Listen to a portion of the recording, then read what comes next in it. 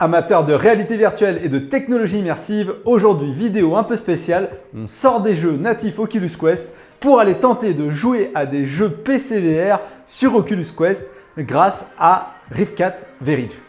Donc déjà pour installer V-Ridge de Rift4, il va vous falloir passer en mode développeur. Pour ça, ça se passe sur votre smartphone. Vous allez dans les paramètres de l'Oculus Quest et là, vous avez un onglet développeur et vous allez activer le mode développeur. La première fois, il vous demandera sûrement de confirmer l'accès développeur dans le casque. Donc, vous validez tout ça pour pouvoir le connecter en développeur en USB. Une fois que c'est fait, vous connectez donc votre Oculus Quest sur votre port USB et là, vous pouvez suivre les consignes officielles sur Rift4. Donc en fait c'est super simple puisqu'ils ont tout prévu, ils ont prévu un petit script qui va vous permettre d'installer automatiquement l'application sur votre Oculus Quest. Et pour ça il vous suffit donc de télécharger le script sur le site officiel, de lancer un PowerShell et de copier-coller le script dans le PowerShell. Appuyez sur Entrée et c'est parti, il va télécharger tout le nécessaire et installer V-Ridge dans votre Oculus Quest. Une fois que c'est fait, vous pouvez tout débrancher, aller dans votre Oculus Quest et vérifier que dans votre bibliothèque source inconnue, vous avez bien V-Ridge qui est arrivé. Vous pouvez l'ouvrir et le casque va passer en attente de votre ordinateur. Côté PC, je vous conseille fortement de le connecter directement en Ethernet à votre routeur pour limiter un maximum les latences et les artefacts. Ça peut même être injouable sur un mauvais réseau Wi-Fi et il vous suffit simplement ensuite d'ouvrir l'application.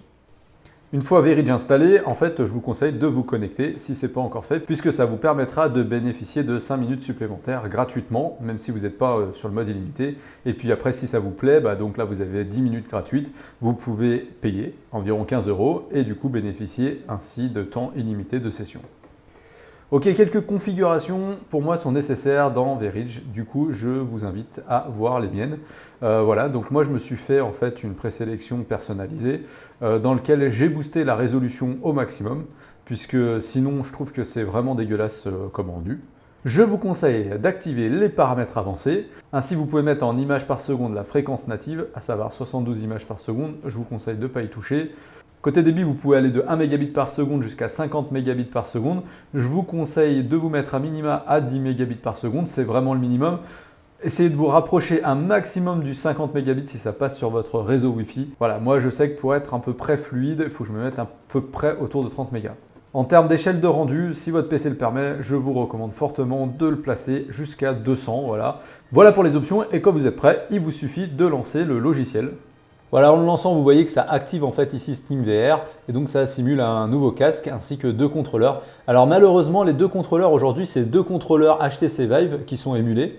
Et donc me voilà dans mon environnement SteamVR et ça fonctionne vraiment sans beaucoup de latence. Ça c'est la première remarque. C'est que voilà, je vous avoue que la première fois que j'ai testé, j'étais assez bluffé. Je ne pensais pas que ça marcherait aussi bien. Maintenant, on ne va pas s'emballer, c'est vraiment pas parfait. Voilà, c'est vraiment pas parfait et dès l'environnement SteamVR, on peut tout de suite le voir. Déjà, j'ai un tout petit peu de latence dans les contrôleurs. Alors c'est un petit peu, ça va, hein. C'est pas énormément dramatique, mais j'en ai quand même un peu. Et surtout, j'ai pas mal de glitch au niveau de l'image. Voilà, il y a pas mal de zones où on voit que ça scintille un peu, tout simplement parce qu'on passe l'image en très haute définition par le débit Wi-Fi et qu'il faut passer ça en temps réel en fonction des mouvements de la tête. Et donc forcément, on atteint quelques limitations techniques. D'ailleurs, je vous avoue que je suis assez surpris parce que je pensais que ce serait bien plus dramatique que ça. C'est-à-dire que le head tracking fonctionne quand même relativement bien, que j'ai peu de glitch, que l'image est quand même somme toute assez belle. Alors c'est clairement pas une image native, hein. Si vous vous attendez à avoir une image parfaitement nette, non, on a quand même un léger flou sur l'ensemble de l'image qui montre bien que c'est un stream vidéo avec une certaine compression et pas un flux 3D natif.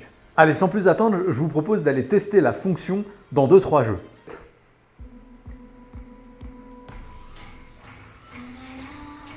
Bon, déjà, ce qu'on peut remarquer, c'est qu'il n'y a pas de vibration. Donc ça ne va pas être complètement supporté encore, mais peut-être que ça viendra. Et au terme de tracking, vous pouvez le voir, c'est quand même pas mal du tout. Et du coup, on bénéficie bien des graphismes PC. Comme vous pouvez le voir, j'ai bien récupéré ma transparence sur les parois là. Et donc, c'est quasiment jouable en Expert Plus. Je sens une légère latence qui perturbe un peu le level, mais c'est assez bon quand même. Donc ça vaut pas un tracking natif, mais c'est quand même pas mal du tout. On pourrait quasiment jouer à ce niveau-là, quoi. Donc en expert, je pense que ça pose aucun problème. En expert plus, voilà, je suis un peu limite en termes de latence, mais c'est vraiment un peu, quoi. Allez, l'objectif, c'est aussi de tester des choses qu'on ne peut pas forcément faire sur Quest. Donc on va tester The Blue, qui n'est pas encore sorti sur l'Oculus Quest, Et donc on va le tester sur cette version PC qui est vraiment pour moi une des expériences très très immersives parce que très très photoréaliste et très très belle. Alors déjà ça fonctionne. Comme vous le voyez, on a bien la forme des Vive Controllers. Ça pose un vrai problème. J'ai testé Creed avant pour info, il n'était pas jouable sauf à faire du mapping de boutons. Et donc voilà, donc comme vous pouvez le constater, ça fonctionne carrément bien. Hein. Ça fonctionne même très très bien. Et je peux. Alors voilà, là on est vraiment dans une expérience où à l'arrière je m'en fous du tracking des contrôleurs, j'ai juste besoin du head tracking, de la qualité de l'image. Et bien si vous voulez tester The Blue avec un Oculus Quest, vous êtes sur la solution idéale pour le faire. C'est super joli, c'est plus beau que les expériences natives de l'Oculus Quest, au défaut près que par moment on a des gros artefacts de compression qui arrivent de temps en temps et que ça vient pourrir un peu l'expérience. Comme vous pouvez le constater, ça fonctionne dans Skyrim aussi, mais là par exemple vous voyez dans cette scène, vu qu'il y a beaucoup d'éléments à l'écran qui bougent comme les cascades et tout, et ben on sent que par moment il y a des petits artefacts qui sont liés à la compression de l'image. Et donc c'est pas forcément des plus agréables. Après pour jouer, comme je vous expliquais tout à l'heure, pour le moment je suis en configuration manette Vive alors que c'est pas du tout mes manettes, donc je suis quasiment incapable de manipuler les objets. Il faudra sans doute aller tout reconfigurer si vous voulez tenter avec cette solution là. Moi je vous recommande plutôt d'attendre un peu, à mon avis ils vont bientôt sortir le mode émulation des touches et ça sera sans doute beaucoup plus pratique dans la plupart des jeux. Alors je suis désolé, je suis au clavier. Je sais que c'est une aberration de jouer à un jeu de course au clavier, mais j'avais la flemme d'aller tout brancher pour faire juste le test et du coup si ça marche bien peut-être que je referai un test plus complet, mais là je suis au clavier et ça marche rudement bien et ça marche même très très bien. Je pense que on pourrait même dire que c'est carrément jouable. Désolé l'ami, hein, je fais ce que je peux. Alors là je viens de me prendre un gros glitch par contre au moment où je dis ça. Non mais par contre ça marche vraiment bien, c'est assez fluide, je sens pas du tout de latence du fait que je sois assis, ça me donne pas trop mal au crâne et vu que je suis plutôt sensible à la motion sickness d'habitude, c'est que ça doit être tout à fait raisonnable en termes de latence. Et puis j'ai pas le problème des contrôleurs là pour le coup, puisque j'utilise un contrôleur externe. C'est pas le plus adapté pour les jeux de course, là c'est compliqué même. Hein.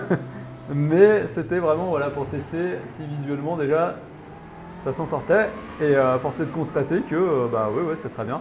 Bon par contre bien évidemment la problématique c'est qu'on reste sur une image trimée et on a donc une image un peu floue dans l'ensemble, voilà, qui est quand même pas super agréable quand on joue à des jeux de course. Mais sinon pour tout le reste, là c'est carrément jouable. Allez, pour le dernier test, je vous propose un petit Brookhaven Experiment.